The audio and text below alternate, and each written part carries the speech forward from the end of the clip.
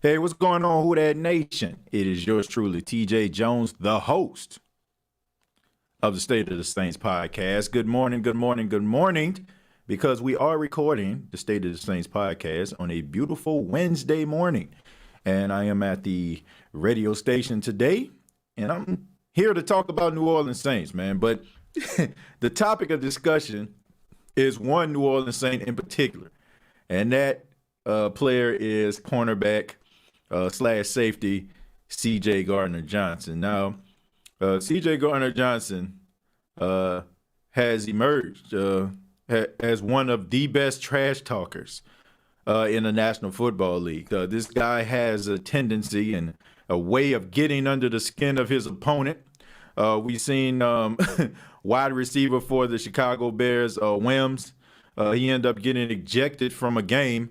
I think it was earlier in the season where he hit C.J. Gardner-Johnson in the face. We fast forward to the wild card game, and Anthony Miller, the wide receiver for the Chicago Bears, end up getting tossed out of the game. And we all know about wide receiver, offensive player of the year, Michael Thomas, actually getting suspended for a game because he hit C.J. Gardner-Johnson. Now, I think it's fair for us to ask this question here on the State of the Saints podcast. Has this guy emerged as one of the best trash talkers in all of football? And, you know, I'm not even trying to be biased because I know they got some trash talkers out there. You had people like, I'm talking about in the past, and then I'll talk about the present. You had people like Steve Smith Sr., right? You have people like Darrell Revis. You have people like Cortland Finnegan. You had people, like Richard Sherman, who was still in the league. You had classic trash talkers, guys that can get under people's skin. A key to lead was another guy. I mean, we know about the famous fight, him and Michael Crabtree, him snatching the chain of Michael Crabtree, and they're fighting in the end zone. I mean, it even escalated. I remember this because I was actually staying in Dallas at this time. I mean, it got so bad. These guys were about to fight in the club. But, C.J. Gardner-Johnson, this guy is one of those guys who, at the beginning of the season, I remember he was doing an interview, and they were asking him about guarding Rob Gronkowski. And he responded, he said, "I fear no man." He said, "I fear nobody. I fear no man. I'm not afraid of anybody. You put this guy, you line me in front of him, I'm going to try to do my best to make sure that he don't get the ball. I'm going to stop him." That is what he said, man. And that always stuck in the back of my mind. And when I see this guy hit the field today, okay, when I see him watching this guy hit the field in today's NFL, I really feel like this guy is fearless. And, you got a lot of people going around on social media talking about this guy's a punk because he don't retaliate. He talk all the noise, but he don't want to fight. But I have to say that C.J. Gardner-Johnson wins fights without even throwing a punch. If this guy can get you out of your position to a point where he can get you tossed out of the game, cost you money, and he's still playing in the game to go forward, you know what I'm saying? Like he's already won. We live in this modern day world today that feels like if you talk, you talk about somebody and somebody, retaliates, all of a sudden, oh, you're a punk. Nah, man, you already won, because you have to ask yourself the question, what led this person to wanting to hit him in the face? I don't know what he's saying. I mean, I even asked him, I asked him, I said, "Hey, man, just tell me, like, what are you saying to these guys? Like, what are you saying to these guys to get these guys out of their position?" I mean, people speculate, and we've seen former NFL players and prognosticators kind of had, their thoughts on what he could possibly be saying about these players, but we really don't know. And, I just feel like this guy has, I think he just talks and talks and talks and talks, and then eventually he gets so aggravated to a point he gets the guys out of their position. I don't even think it's too much of what he says. I mean, you have guys that are on football fields, and it's not so much the trash talking and what they're saying to you, it's just the repetition of them saying it. and you're like, man, I wish this guy would be quiet. If you start thinking like that, then he automatically got you. I can't tell you how many times that, guys have talked trash to me, and, it had got to a point where it just completely talked me out, got me off my game. And I'm extremely competitive. I was probably one of those Anthony Miller type guys when it came to competition, man. I hated to lose. And if I felt like a guy was getting the best of me and with the trash talking, I would get out of my position, man, because I do have a little bit of a short fuse, especially in those days. I kind of tapered down a tad bit. But when guys are like talking to you and they're chirping and you're not having a good day at the same time, it makes things worse. And can you imagine, like, okay, let's look at the wide receiver. Let's look at Williams, right? Williams went out there and caught an unbelievable catch on Janoris Jenkins on the sidelines, right? Okay, I mean, he talking, he chirping, like, okay, yeah, he talking trash now. Very next play, perfectly drawing up offensive play, you're wide open. Nothing but space and opportunity. Marcus Williams fell on the ground. All you had to do was catch the football, and it falls to the ground. And I've seen people analyzing these things. I've seen people talking about this type of stuff, but they was talking about the way that Williams tried to catch the pass. But there's only one thing that stood out. It was the words of C.J. Gardner-Johnson in the back of his mind. He's so focused on trying to prove C.J. Gardner-Johnson wrong and trying to rub it in his face, oh, I'm getting the best of you, that he forgot one thing, that he's a football player. And his job as a wide receiver is to catch the football. And we've seen this before. I mean, we think about these short-handed guys. You think about the classic battles between Josh Norman and Odell Beckham Jr., right? When Odell first played against Josh Norman, and those two were going back and forth, and, Odell Beckham Jr. trying to take Josh Norman's head off, and, he had a wide open pass, on Josh Norman, and it went right through his hands. And it's all because of what Josh Norman was doing to him, what he was saying to him in his head. Okay, I mean, what he was saying to him got into his mind, and it completely knocked him off his game. C.J. Gardner-Johnson is emerging as one of the best trash talkers in football, and I have an appreciation for that. And not only do I have an appreciation for his trash talk, I just appreciate the culture that C.J. Gardner-Johnson brings to the New Orleans Saints. Because I said this at the beginning. I said this guy is going to be one of those guys who has a C on his chest as the years go on. He's going to be one of those guys that is going to be a captain on this Saints team because he brings a whole different dynamic. And honestly, I'm talking to my people from New Orleans right here. I'm talking to my people from New Orleans. We know how we get down in New Orleans, right? We know, okay? You know what I'm saying? Like, we have this us against the world type mentality. We will take on the whole world if we have to. That's just the culture of New Orleans. Growing up in New Orleans, man, New Orleans is such a different place. New Orleans, C.J. Gardner-Johnson is the embodiment of New Orleans. New Orleans is, look, we can see the most famous actor, the most famous basketball, football player, and we'll just walk right past them like they just a regular, everyday person. We ain't ogling all over them. We ain't going crazy. You know what I'm saying? Like, we're one of those people that it take a lot for us to be impressed, and we always have this us against the world type mentality. We always have, from the times way before Hurricane Katrina. But when Hurricane Katrina hit, it was all on another level. It was on another level. When you're from New Orleans, you automatically have this mind frame like I can take on anybody. And C.J. Gardner-Johnson is the embodiment of that. He brought a culture that I feel like was missing from New Orleans. Like, in my opinion, they had too many quiet boys in New Orleans. Too many. Like, the New Orleans had a very good offense. The Saints had a very good offense, very finesse, fundamental, but they had a bunch of nice guys on this football team. Nobody was physical. Nobody was trying to go out there and impose their will to try to set the tone. None of that stuff.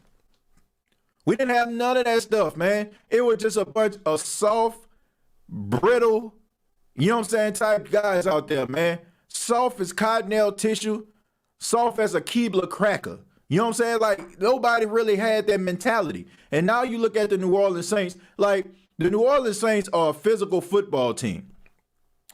Now we can fast forward a little bit to this game. You know, the reason why, you know, I'm so confident in the New Orleans Saints is not because I just dislike Tampa so much, but it's because of what they have shown me. This is a physical football team. This is a team that's not afraid to hit anybody in the mouth. This is a team that will get under your skin, that will frustrate you, not just with the trash talk, but their physicality as well. This is a team that gets off the bus and believes that they're better than you. At one time, you know what I'm saying, only one side of the ball, I felt like they thought that they were better than you. This entire team believes that they're better.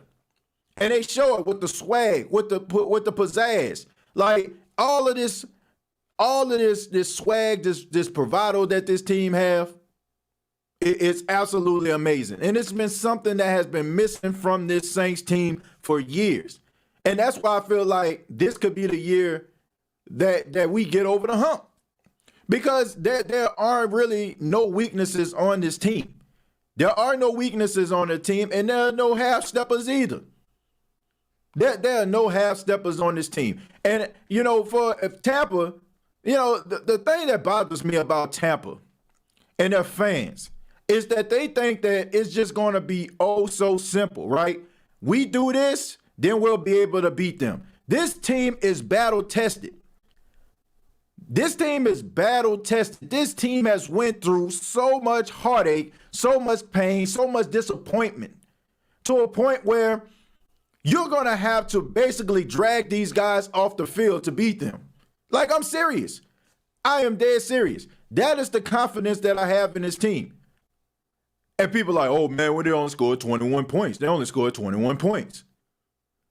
The Saints are a team that can be any type of team you need them to be on that particular day, as long as they have more points than you. We've seen this before. If you want a shootout game where you got to score 40, well, here we go. We going to score 40. If you want a game that's a defensive battle and all we got to do is get to 21, well, here you go. If you want a game that's going to give us a blowout, then here you go. The Saints are a team that will be anything that you want them to be. And I don't think that was some type of anomaly that happened against the Chicago Bears. And people are trying to poo-poo that and trying to make it seem like, oh, the Saints struggled this, that, and the third. But the Saints are a team that will be anything they need to be better. To be better than the team on that particular day. Like, think about this, man. Think about how high-flying the San Francisco 49ers were last season, week 8, when the Saints played them.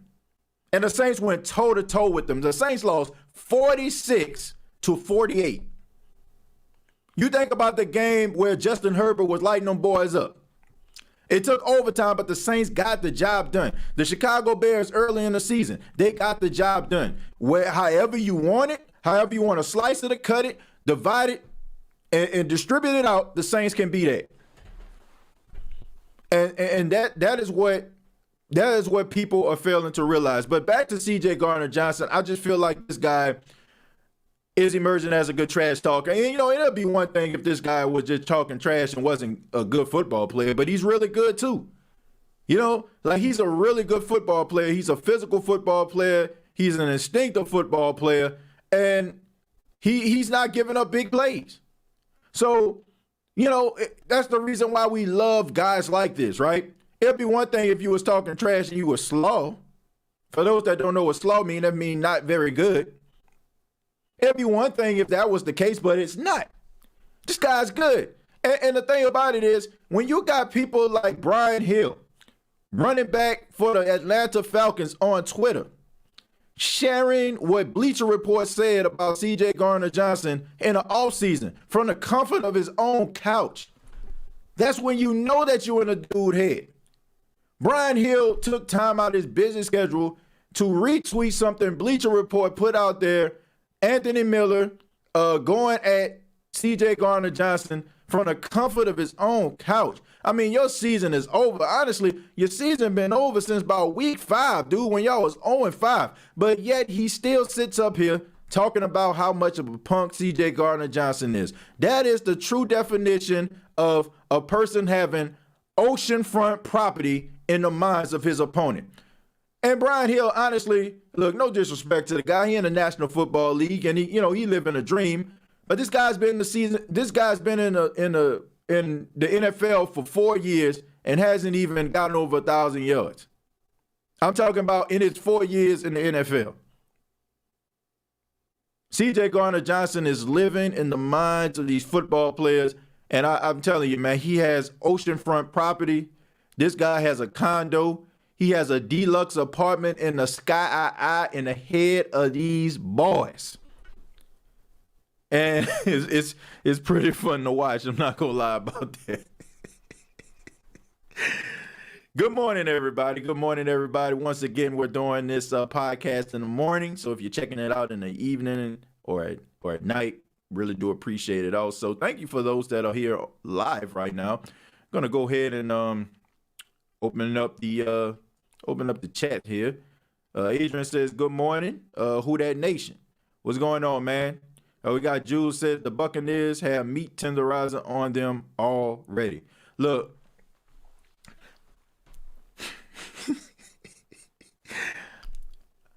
It's not that simple, Tampa.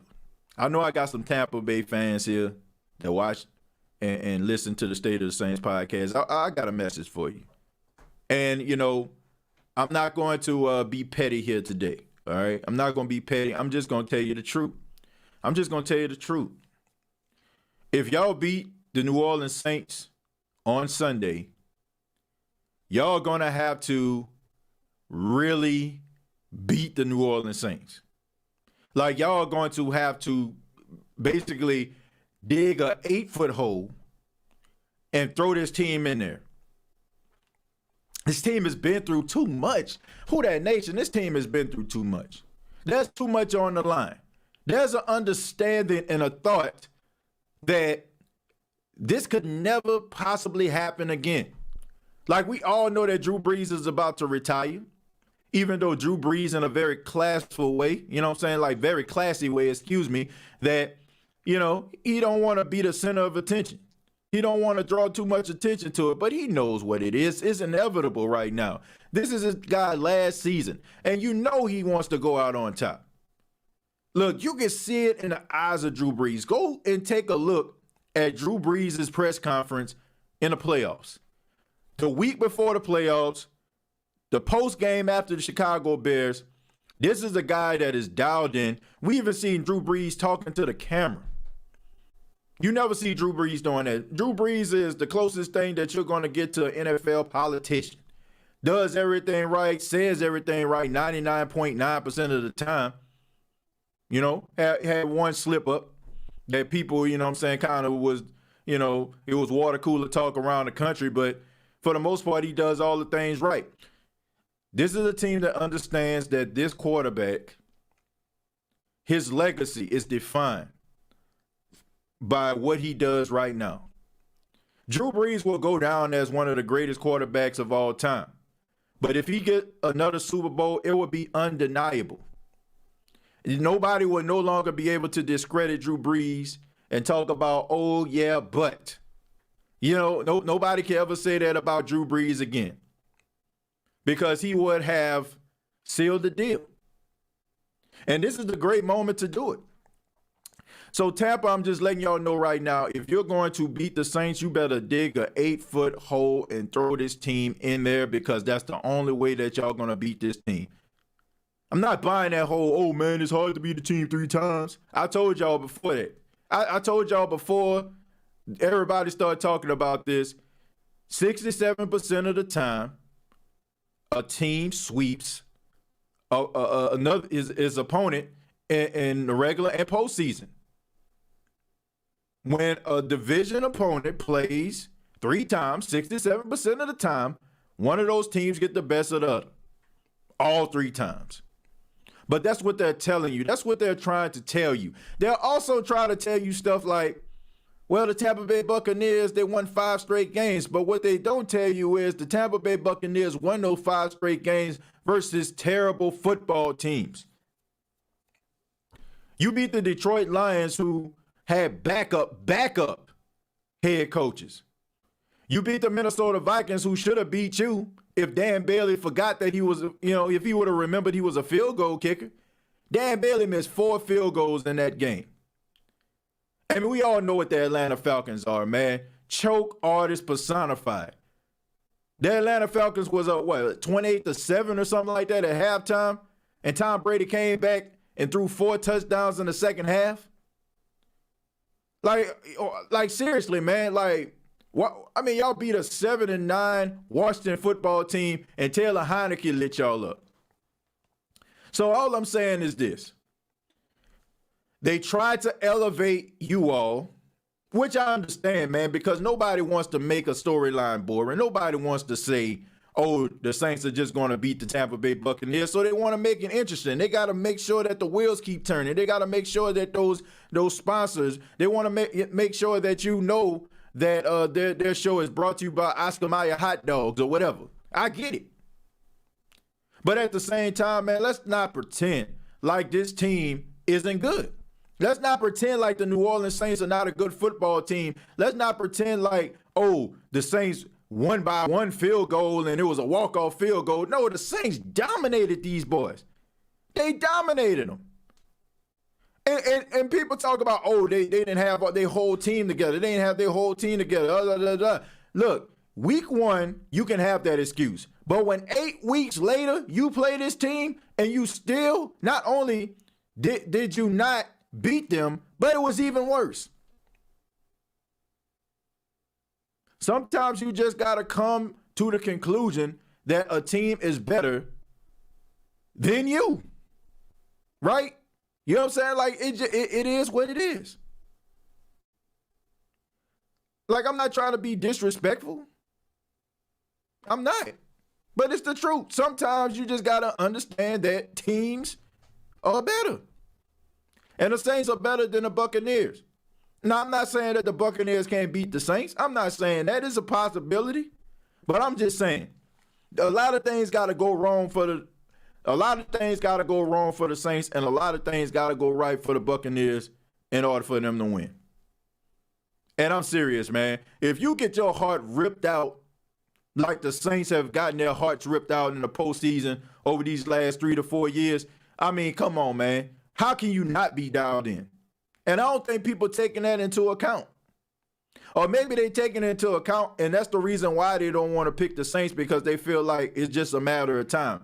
And that's what all teams want. That's what all of our divisional rivals want. They want the bottom to fall out on the Saints. Like I said, it's us against the world. I've never seen a team get hated so much. And it's almost like they hate the New Orleans Saints because we got so much pride in our team. It's like, how dare y'all? Who are y'all to have this much pride in the team? Y'all not the Eagles. Y'all not the Cowboys. Y'all not the Steelers, the Packers. No, we're a small market. We're a small market, but we're passionate about our team. And it's almost like the main media feels disrespected. They get disrespected because we got pride in our team, which I don't understand. Maybe y'all can help me with that. I don't know. 6 rings is not enough for Brady, so I don't get why people hate and say Brady had enough. I am jealous. How can you be jealous at Brady having 6 rings when nobody is jealous that Bill Russell has 11 rings? I don't think anybody's jealous of Tom Brady. You know, I'm not jealous of Tom Brady. Well, I won't say everybody. I don't know. Look, I respect Tom Brady as a quarterback. I respect Tom Brady as being the greatest winner of all time. You know, I'm not gonna sit up here. Look, I'm gonna put it to you like this. Brady is the greatest winner. You know what I'm saying? Quarterback winner of all time. Because football is not like basketball, right? Michael Jordan has 6 championships, but we can honestly say that he led the Chicago Bulls to those 6 championships. He led that team. He carried them. Yeah, you had moments where John Paxson shot the 3, Steve Kerr shot the 3, Tony Kukoc shot a 3 in Game 6. versus the Milwaukee Bucks. Look, I get all that. Excuse me. But when it comes down to it, night in, night out, game in, game out, number 23 carried that team.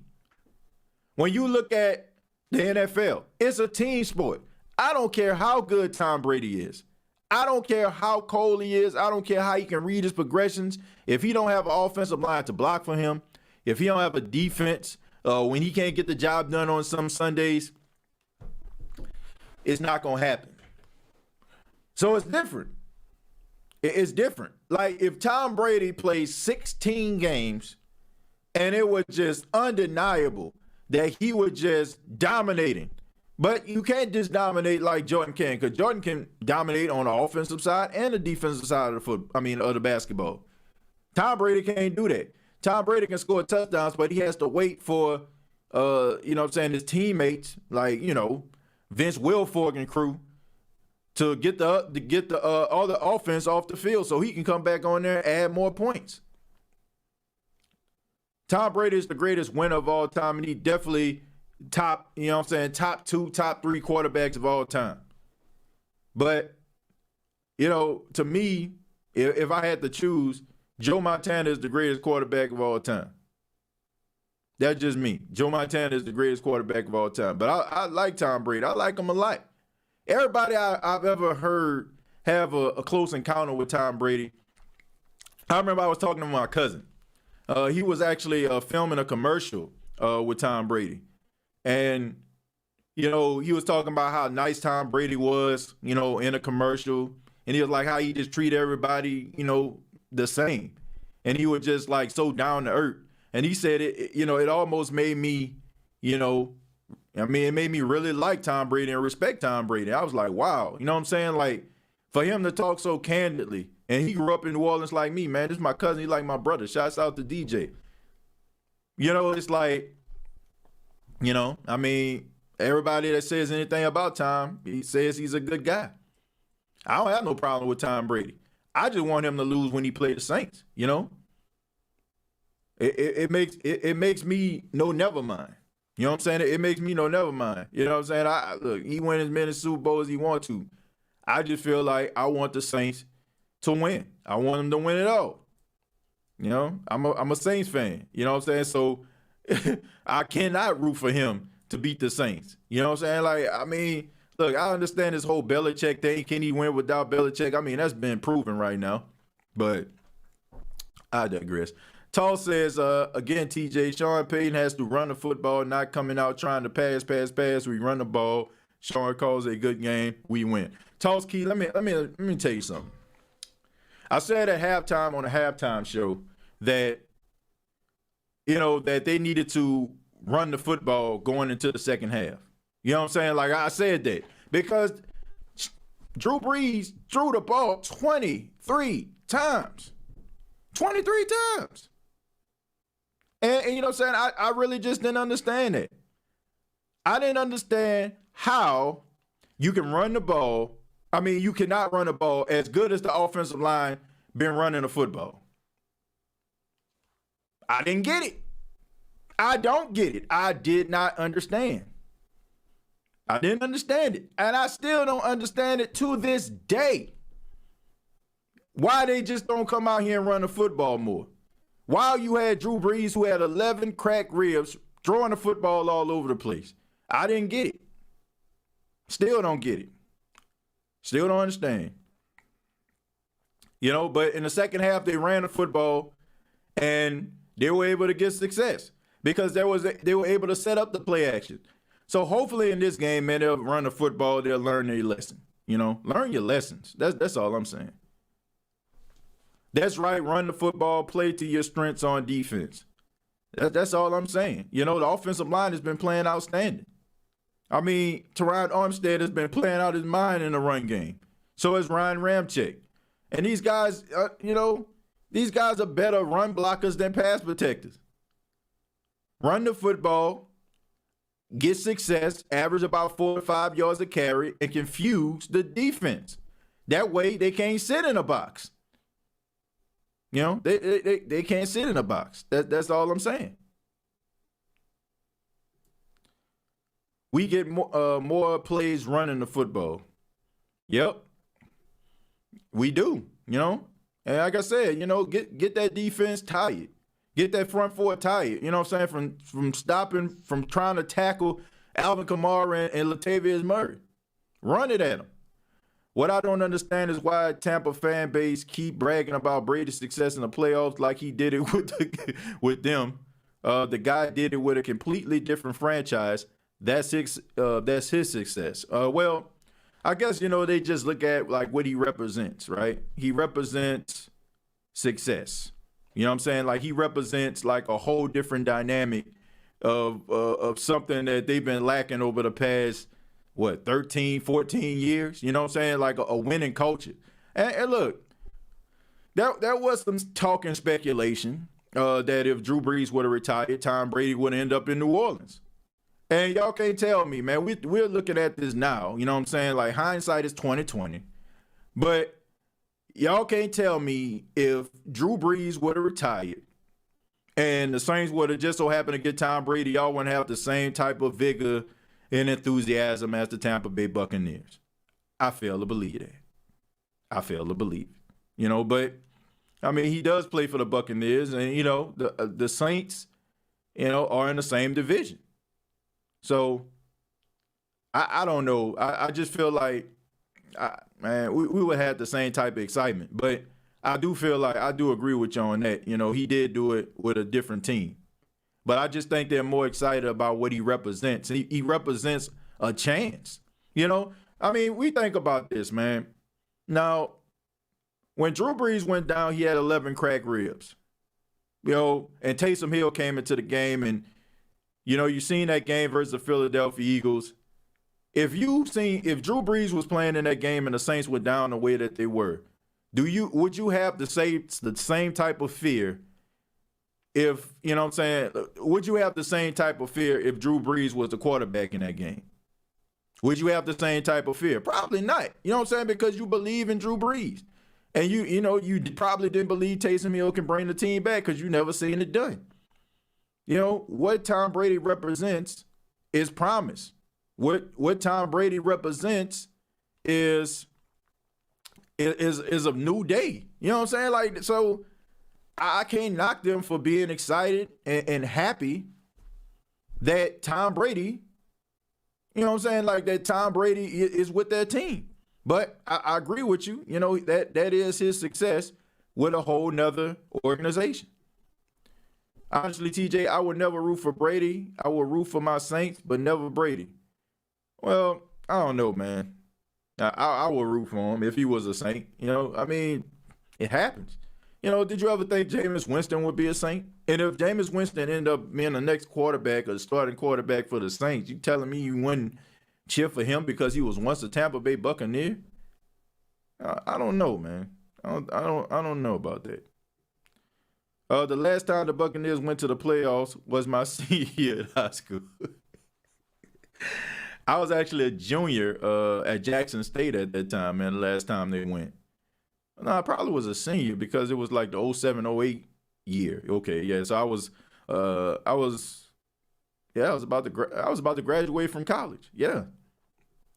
I'm surprised Pete Presco at CBS Sports picked the Saints. Well, somebody got to do it.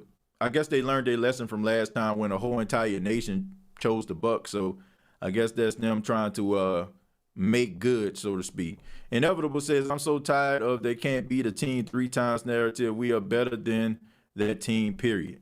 Yeah, every now and then, Inevitable, sometimes, that matters, right? Even though we don't want that to matter because we don't want open and shut cases, we want promise. We want storyline. We want high drama, right? Like that's what they're selling right now. So that's the reason why the storyline is more so what the Bucs have to do to beat the Saints more so than what the Saints have to do to beat the Bucs. What I'm saying? How you see this game going out? You really don't see that.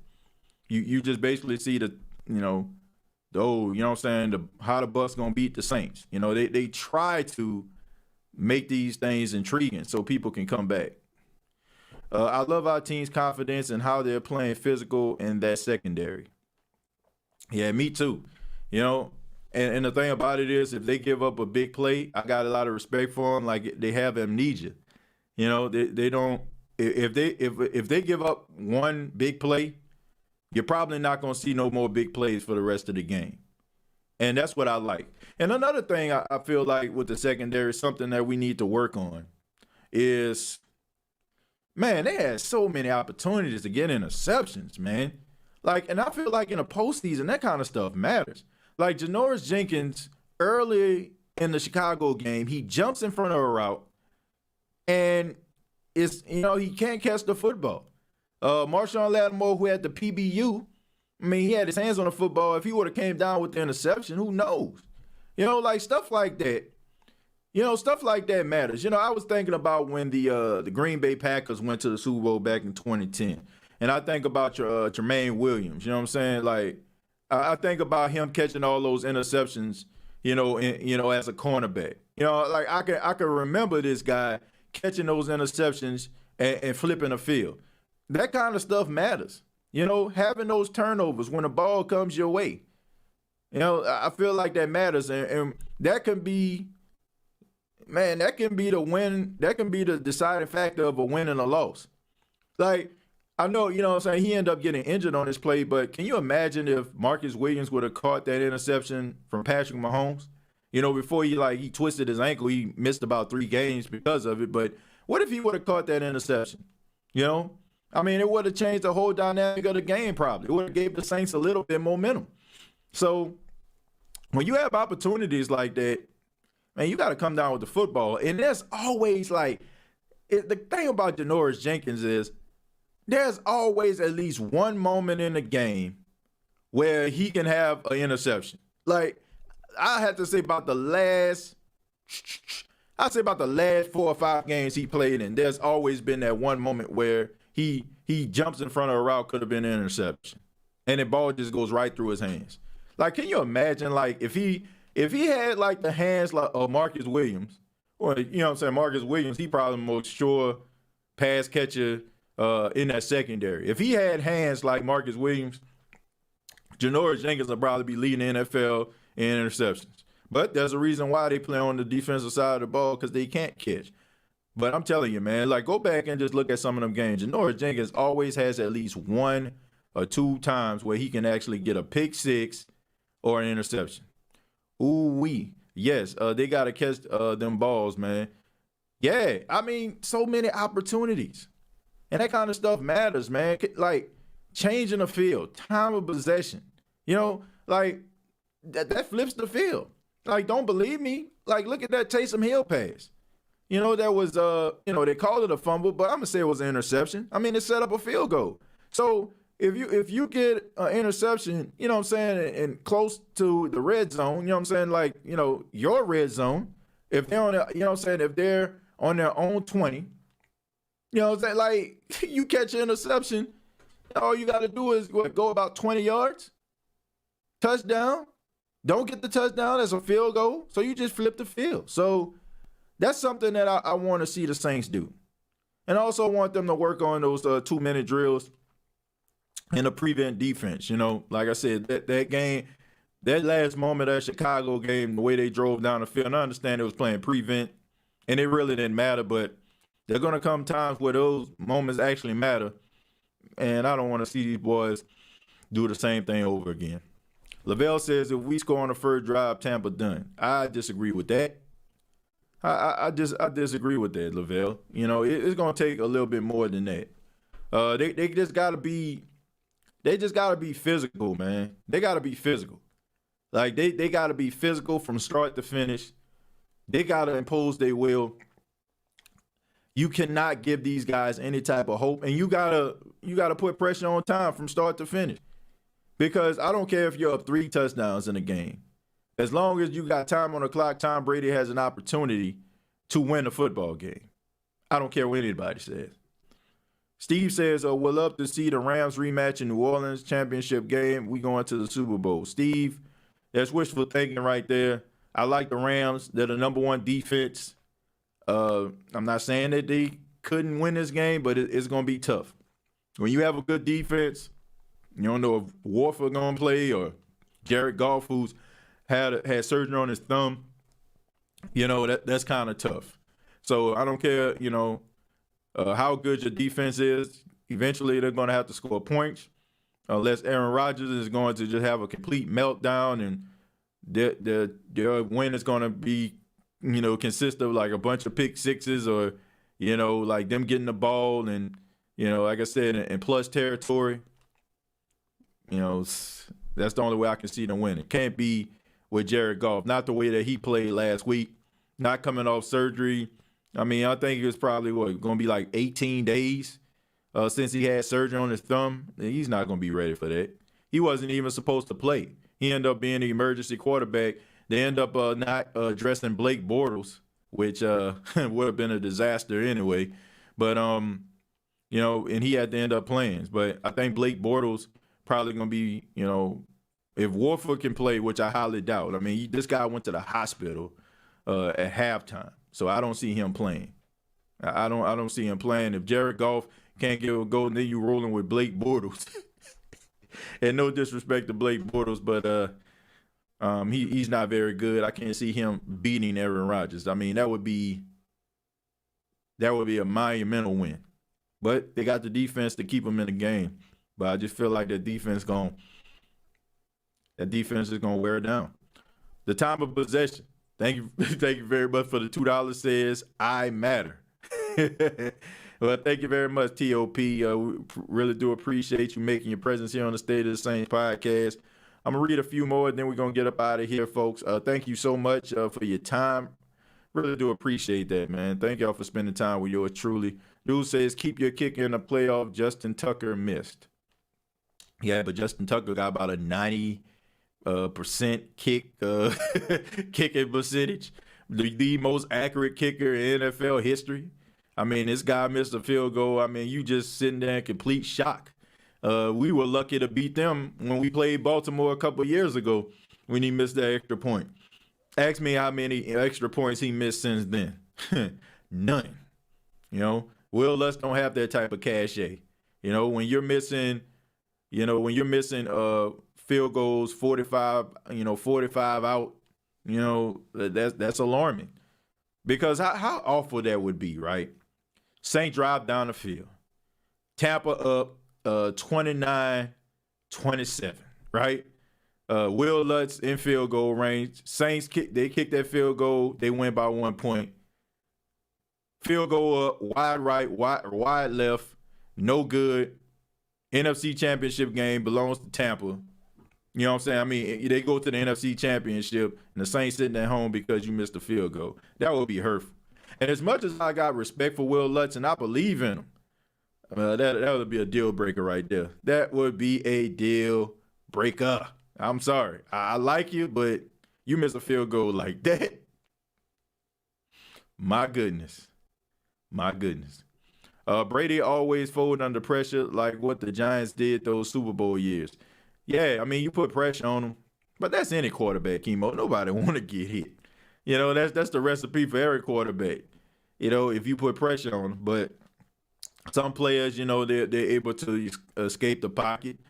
People like Deshaun Watson, Lamar Jackson, it's not as simple. But if you put pressure on him, it speeds up the clock in his head, right?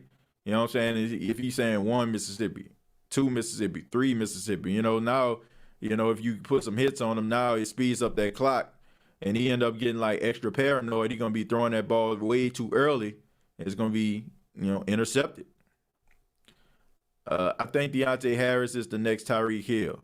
Well, I definitely feel like he has all the tools to be the next Tyreek Hill. And it's good that he's getting this respect.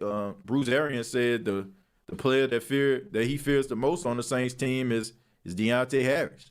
I think that's a notch in the belt of Deontay Harris, but it also just makes me kind of disheartened because he's no longer a well-kept secret. Now you're going to have to scheme and game plan for him. And, we all know what he brings to the table. So hopefully, whatever he schemes against won't be enough. I got Saint stuff all over my room. That's what's up. I mean, shouts out to everybody out there that collect Saints stuff. Always got rooting for the home team. Appreciate that. Giving a shout out to Ghostface. Jules says give Tom Brady the Ben Roethlisberger treatment. Yeah, Ben Roethlisberger looked like hot garbage, man. But Ben Roethlisberger was hurt. He got hurt in that Dallas Cowboy game. I think he messed up his MCL. Of course, he's not going to say anything. He's a warrior, but he been hurt since that game, and he hasn't looked the same. And that's one of the reasons why I feel like the Steelers end up taking a nosedive late in the season. I mean, he wasn't healthy. I mean, he just wasn't. That's the reason why I feel like the Steelers lost. I feel like if you would have had a little bit more of a healthier Ben Roethlisberger, probably would have been more competitive. I don't know if they would have won, but I don't think he would have looked as bad. And the Steelers, they look. The Steelers need a running back. They need another running back, and they need somebody. No disrespect to James Conner, but James Conner is always hurt. He is always hurt. I like him a lot. He's a cancer survivor. How can you not root for a guy like this? But he's always hurt. And they need somebody, man. They haven't really had that much production since Le'Veon left. Really haven't had one of those bruisers since Rashard Mendenhall was there. And if you want, what I'm saying? Like, they just need a guy that's consistent. You know what I'm saying? They need a guy, and they're good at finding guys. I knew who Rashard Mendenhall was. I mean, I watched Illinois, in college football, but they would find guys like Willie Parker, right? I mean, Willie Parker wasn't a household name, but he was a beast. You know what I'm saying? Le'Veon Bell wasn't really a household name, even though he was really good at Michigan State, but I mean, you got to find yourself another running back, man. I mean, you got very young, talented wide receivers. You got Juju, you got Claypool, you got Washington. So you have the goods. You got the goods, but you need a running back. You get yourself a running back, get yourself a bruiser, guy that can run it between those tackles, well down the defense. You'll be just fine. Jerome Bettis. Well, Jerome Bettis was definitely a household name. Jerome Bettis was a beast at Notre Dame. Then he went out and played for the Los Angeles Rams, and he was good there, and he ended up going to the Pittsburgh Steelers, and he found success there. So, yeah. Loose Cannon's podcast is lit.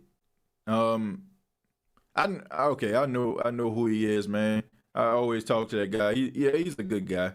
You know what I'm saying? Like, he goes a little bit overboard when he talking about the Saints. Always, talking very, very greasy. But, you got to respect what he's doing over there. You know what I'm saying? And, I checked out his podcast a couple of times. They have fun. He's even invited me on his podcast before, which, never really had the opportunity to, to set anything up. But he's a good guy. I mean, I expect for him to go hard for his team. But, I mean, you can tell, like, he just does not like the Saints. And it's like the reason why he don't like the Saints, is basically just simply because they're better than his team. Like, you could tell, like, by the way that a person tweets or way a person talks, their whole objective, right? You know what I'm saying? Like, you can tell if a person is being objective, right, with their take. And you can tell when a person, when their take is just coming from a bitter, broken, salty place, like my guy, like my guy, you know what I'm saying, from Keep Pounding TV. Like, y'all seen that on Facebook. That was mad salty right there, man. That was mad salty. There is no one-way option to beat the Saints. Battle tested. Yeah, the Saints beat themselves. Teams don't beat the Saints. I'm gonna just say that again. The Saints beat themselves. Teams don't beat the Saints. Like the Saints are like every single, even if when the Saints play at their worst, they're still there in the end. Like you rarely ever see the Saints get blew out. I can't even remember. I can't remember the last time I seen the Saints just get blew out. I can't. Is he a Bucks fan? The other guy podcast. Yeah, he is. He is. Tom Brady would love to have Alvin Kamara, who is the best player in the NFC South. Yeah, I'm pretty sure a lot of teams would. I don't think it's just Tom Brady. I think every team would love to have Alvin Kamara. Gabriel says, TJ podcast lit. I appreciate that. I like to think that my podcast is pretty good, you know, if I can do a little humble brag. You know, I think we came from a long way, man. We came from a long way from me actually taking my iPhone and using my recorder and just uploading that to a slideshow. You know, we came a long way, Who Dat Nation. I like my podcast, man. I enjoy doing it. You know, I'm just not like, I just can't get down. I just can't get down with, I don't know, man. People tell me all the time, they're like, man, your podcast so good, this, that, and the third. I don't know, man. Like, I don't know. Some people, I've seen like situations like that. It get the best of people, and it turns people into like things I would never want to be. You know what I'm saying? I would never want to be that. You know, like some people just feel like, oh, you're getting a little attention, and they let that stuff get to their head. You know, that's one of the reasons why, you know, if somebody asks me to do something, you know, a podcast interview, or they want me to be on there, and my wife can't stand that for some reason. She's like, why you can't tell anybody no? It's like, because I remember how it was when I first started out. You know, like y'all may think I'm crazy, but I'm gonna tell you anyway. It's not a day that goes by I don't stroll all the way down to my videos, to my very first few videos, and look at that every single day. That's what I do. You know, when I look at the first video that I ever made, it had 4 views, and the second video had 2 views, and stuff like that. You know, like it's only because of you all that, you know, anybody will ever care about anything I have to say.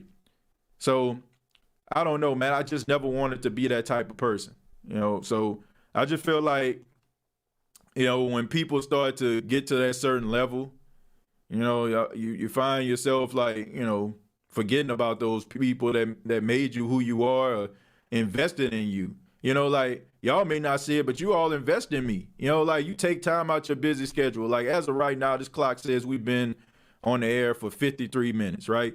53 minutes of your life you have spent with me because you felt like I was worth it. Why in the world? Why in the world would I take that for granted? I wouldn't. I wouldn't. You know what I'm saying? And I don't. And I don't care, you know, I don't care where I go. I never forget that, you know? That's the reason, you know, I mean, like I said, my wife, she like, why you never can say no? You know, like, I just can't.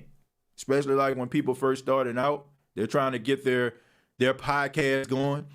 I remember that stuff, man. Like, I'm serious. I remember like me trying so many ideas and different things. Like, I just wanted my voice to be heard. And it's like, I would ask, you know what I'm saying? Like, I would ask people for advice, you know what I'm saying? Like that have done podcasts that, you know, and is going the right direction. And, you know, they'll be trying to blow you off. And like, okay, you know what I'm saying? I never want to be like that. I never want to be like that, man. I'm serious. Like, I never want to be like that. I never want anybody to feel the way that I felt, you know? And one thing, you know what I'm saying? I'll tell y'all another story. You know what I'm saying? Because y'all know, we family here. My first job, I worked at a radio station. I'm not gonna say what radio station, but it was out in Mississippi, right? So I started off, I was working in promotions, and, you know, I probably lived maybe like an hour and about 5 minutes away. And I used to travel there almost every day. And, you know, I would be doing like the little stuff, you know what I'm saying? Because I wanted to do radio so bad. And this guy would like, I don't know, stop at nothing to make sure that I never get opportunity to be on the air.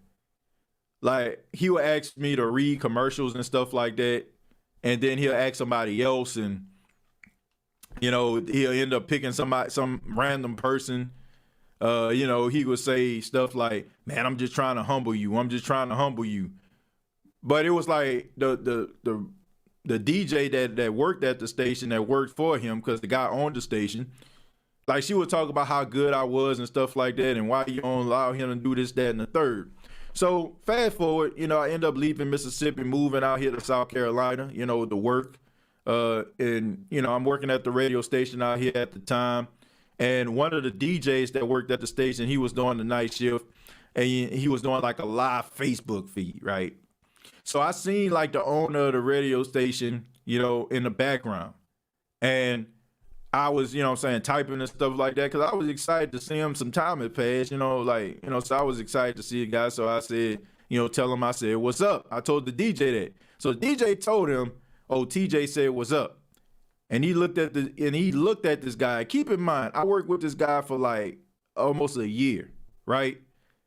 And he was like, TJ said, what's up? And the station manager said, who? That always stuck in my mind, man. That always stuck in my mind. That's why I said, stories like that just keep me humble. Looking at my, videos and where I started keeps me humble. I don't care what you do in this world, Who Dat Nation. Like, never forget the people that shoulders that you're standing on. Rather it's your mom, your dad, your grandmother, your cousins. Like, never forget the people whose shoulders that you're standing on. That's something I learned from my college professor, Dr. Neil Vincent. She said, remember, no matter where you go in life, this was the last comment she gave to me and the rest of my senior class that were about to graduate college. She said, always remember that you're standing on the shoulders of the people that came before you, the people that invested in you.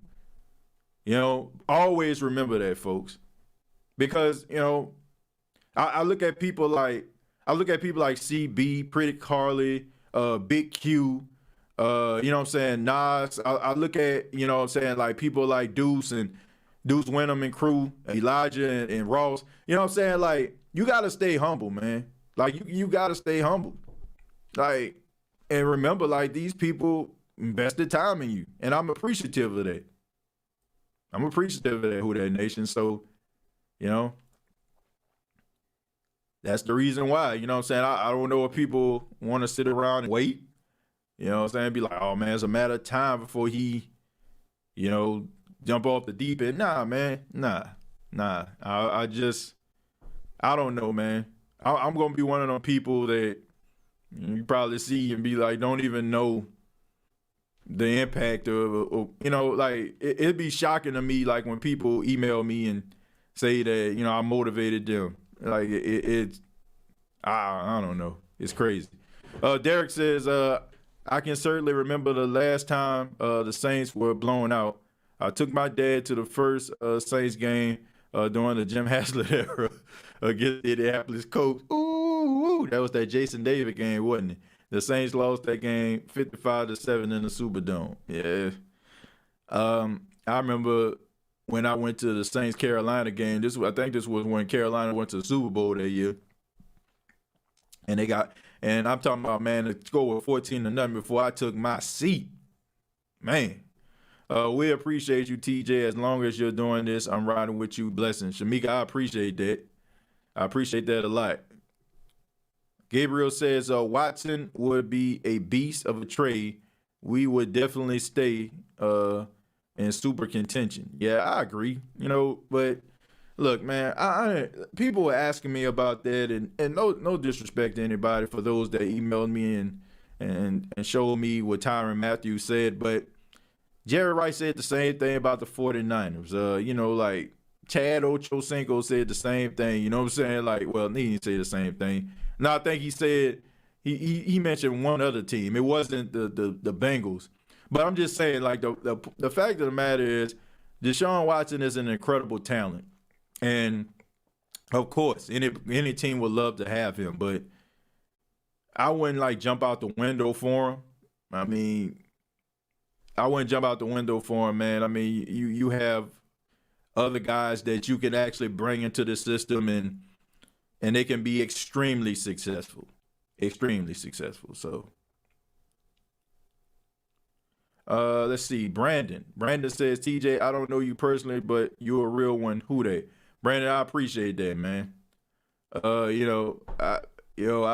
I feel like I know so many people, even though I've never like physically met you all. But some of you all been riding with your boy for a very long time, and it's humbling to see every time you do a live feed or every time you record something, somebody's there. You see the same individuals. Like I said, investing your hard-earned, you know what I'm saying, like hard-earned money in some cases, you know what I'm saying, for donations, and investing your time to see what a guy from the Ninth Ward of New Orleans have to say about the New Orleans Saints football team. These boys are focused. I remember the look on their faces after the playoff game last year. They will not drop the ball. They know they can beat them. They just have to execute. I agree, Tiffany. A lot of heartbreak. And the thing about it is, man, like if we can like use this as an everyday term, right?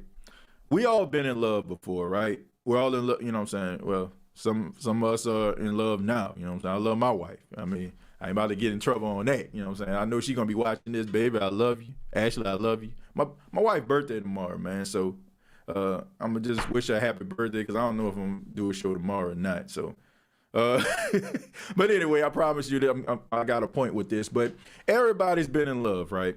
Or you're in love.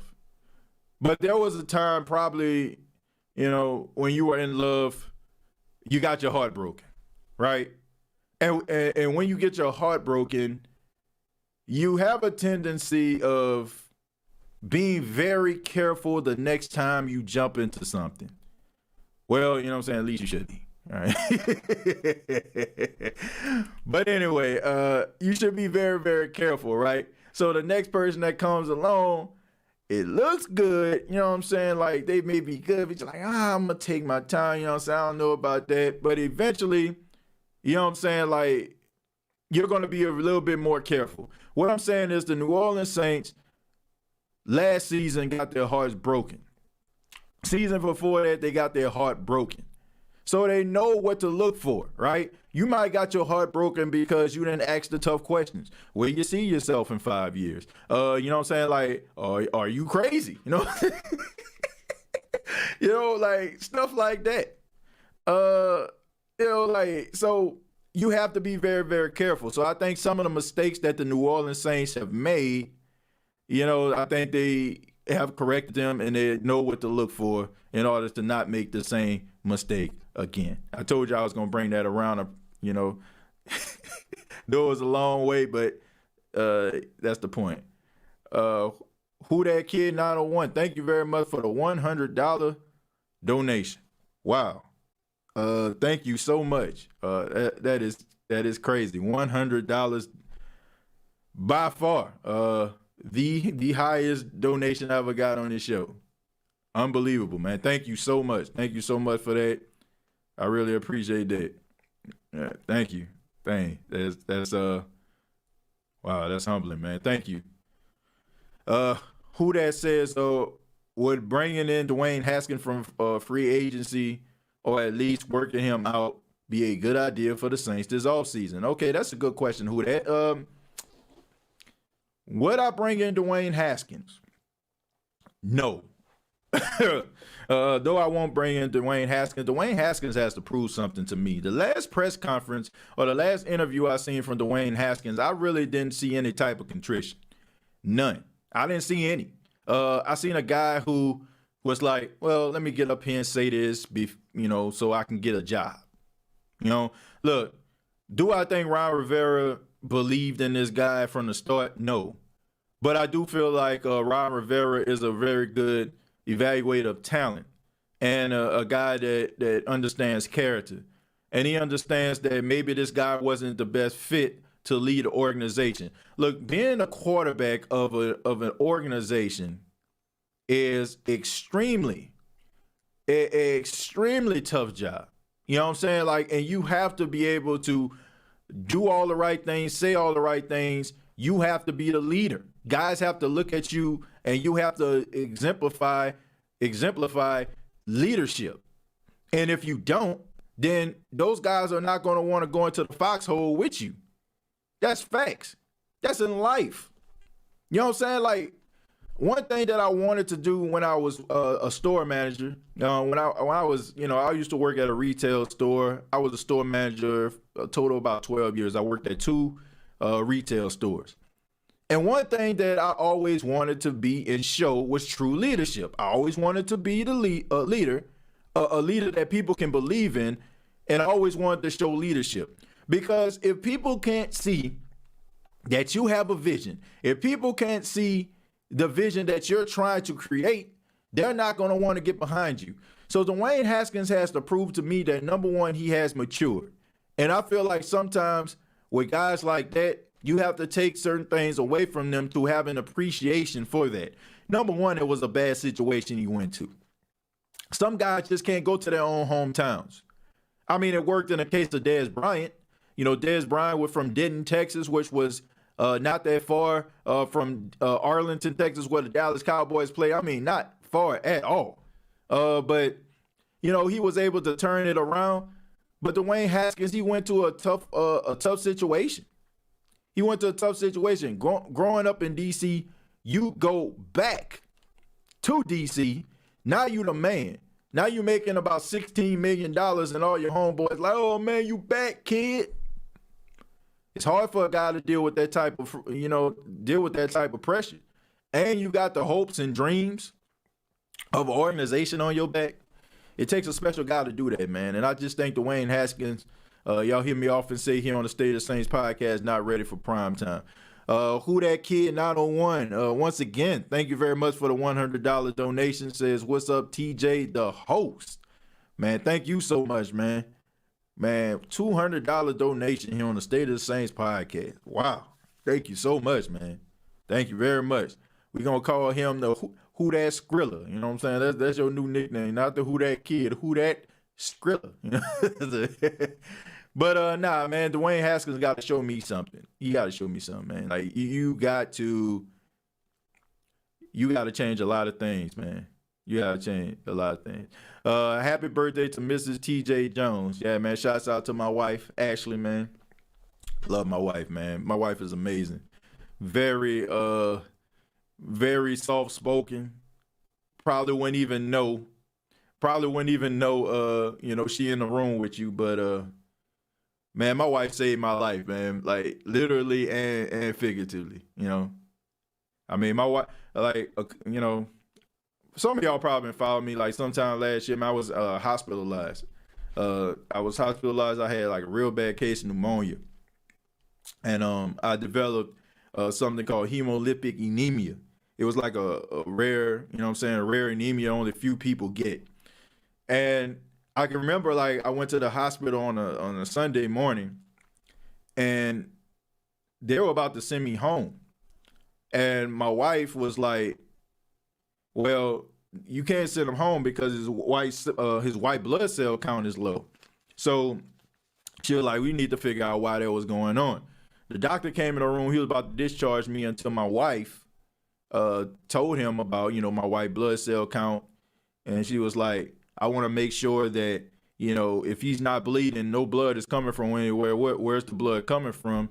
She was like, there's only one logical explanation that can possibly be cancer. And she was like, but I don't want him to go home and we don't know what's going on with him.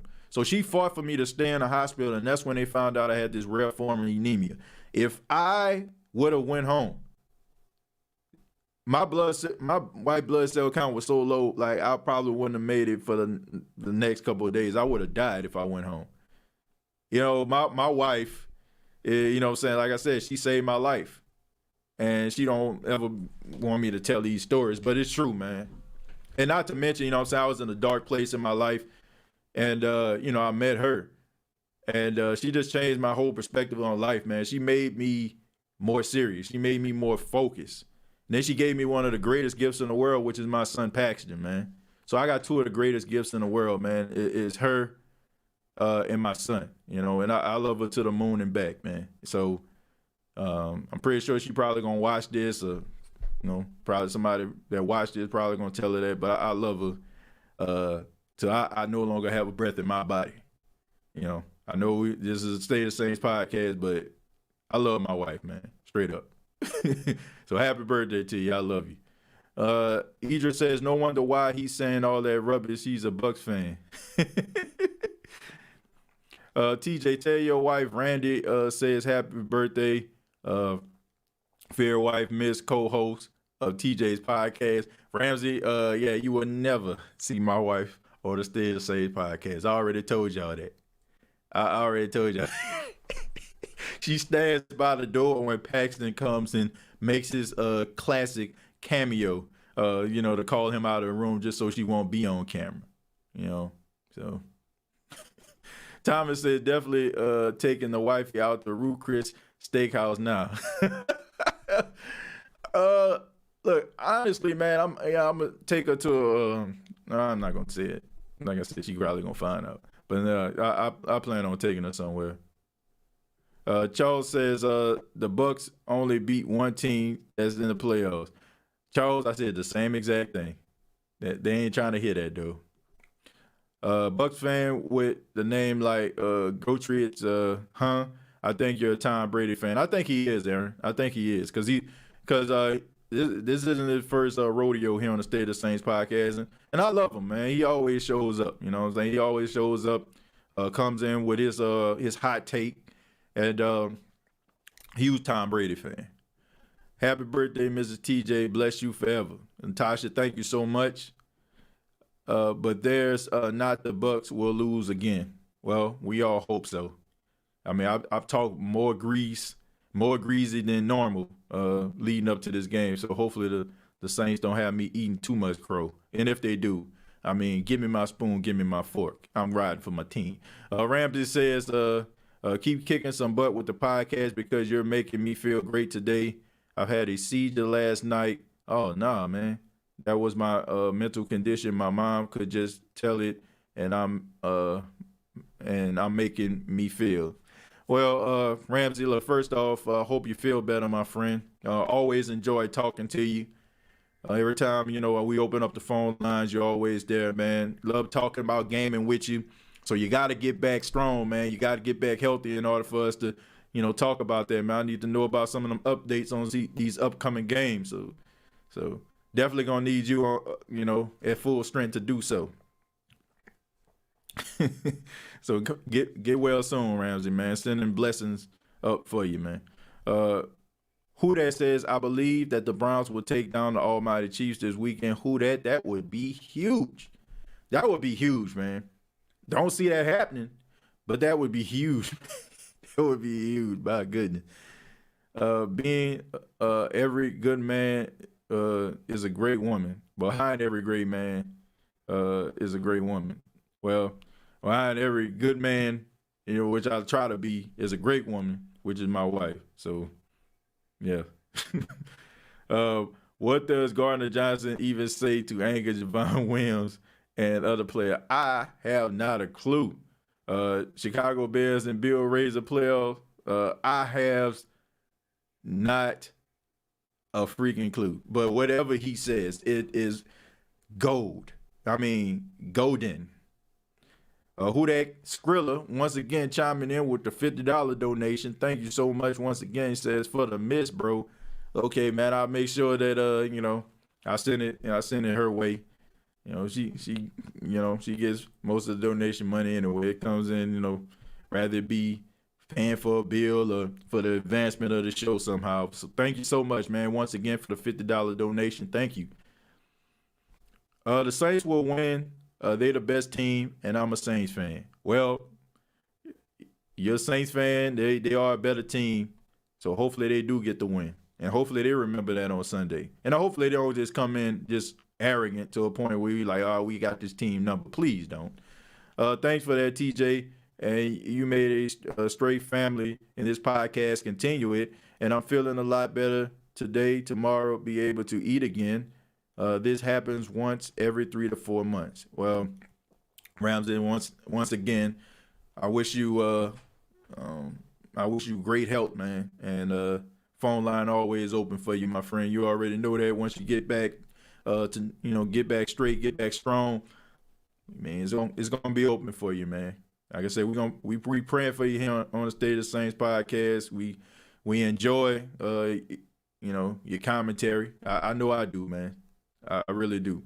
Ghostface, who that Idris, my friend, doing good, man. How about you? Shooting the breeze there. My guy Casey Neal, man. What's up, Casey? Casey always dropping news on the State of the Saints podcast, always keeping me informed, man. Your mama so ugly. The world faked the pandemic to make her wear a mask. She got a job. Hands start swinging. Man, Casey, look, I don't know what he be saying, man. I don't know what he's saying, but whatever it is, it's on the minds of those guys, and they just can't get over it. We gotta find a draft pick for our celebration. The last time we beat them, we should use that as motivation to get them again. Well, if I'm Michael Thomas, I'm taking Bruce Arians' comments as a motivation when he said that I'm concerned more about Deontay Harris than Michael Thomas. That's what he said, And he also said, I don't think no other team got more swag than us. That's what he said. TJ, you're a real one, homie. Big ups to you, fam. Adrian, I appreciate that. And we're going to go ahead and end it with Thomas says, who that kid 901, can you give me an internship with your company? For real, man. Like I said, who that Skrilla, as he called now. He ain't the who that kid, who that Skrilla. Tig says, what is the craziest trash talk you heard on the field? Oh, man. When you walk on the field, and at the time you like 5'8", 160 pounds, and the guy looks over across from me like, oh, man, y'all serious? Y'all serious? Y'all got this dude on me? You know what I'm saying? Like, I never really heard anybody, like, talk about, like, my family or anything like that, but it's always, like, about, oh, man, look at this guy. He's small or whatever. And then you blow right past him for a touchdown. Like, okay. You know what I'm saying? Now you can stop talking now, But nothing like that, man. I mean, guys can't get disrespectful out there, man. I played in little, you know what I'm saying? I played in pickup games where guys pulled out guns, man. Like, serious. I remember I was playing a football game, and the game had to end because a guy went to his duffel bag and pulled out a 9mm, man. I'm like, what is going on here? You know what I'm saying? But it turns out, like, guys had a side bet or something like that. Like, it was, I don't know, man. It was some guys that had, like, themselves a side bet, and the trash talk just got way out of hand.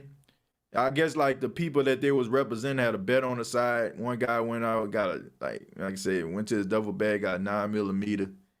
Yeah, it was crazy down in New Orleans, man. They were serious. But I want to say thank you all for checking out the State of the Saints podcast. Thank you so much for allowing the State of the Saints podcast to be a part of your Wednesday. Thank you so much for your time. And please subscribe to the YouTube channel, youtube.com, search The State of the Saints podcast, facebook.com, search The State of the Saints podcast, and follow yours truly on Twitter, man. Trying to grow the Twitter page. I mean, we're growing at a slow and steady pace, but you can follow at State of Saints, at State of Saints on Instagram at TJAY Jones _. And for all my wrestling fans out there, check out the TJ Knows Wrestling podcast. TJ Knows Wrestling podcast. I profile a wrestler every single week, not racially profile, but I just zero in. I just zero in on a particular wrestler. Episode 1 was about Bret the Hitman Hart. Episode 2, the late great Eddie Guerrero. Episode 3 will be focusing on Olympic gold medalist Kurt Angle. So that show should be coming out on Friday. We'll be focusing on Kurt Angle. Thank you so much for your time. This has been the State of the Saints podcast, and all I gotta say is,